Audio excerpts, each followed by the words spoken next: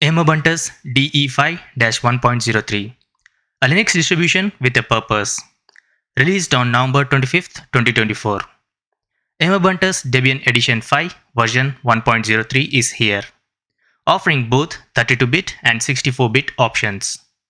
Based on Debian 12.8 Bookworm. This distribution comes with the two desktop environments, which is XFCE and LXQT desktop environments. So what makes Emmabuntüs special? Well, it's designed to be a lightweight, beginner-friendly, and ideal for older computers. But don't let that fool you. Emmabuntüs is packed with modern features. It includes a wide range of pre-configured applications, a dock bar for easy access to applications, and automated scripts for quick setups, including non-free software and media codecs. Accessibility is another key focus. Emmabuntüs supports visually impaired users and now adds a new feature, the ibus-braille utility, which allows 6-dot braille writing using a keyboard, just like the Perkins method.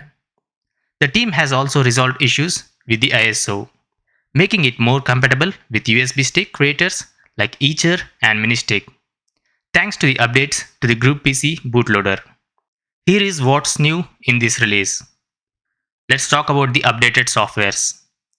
First is Firefox 128.4.0 ESR, and the another is Thunderbird 128.4.3 ESR.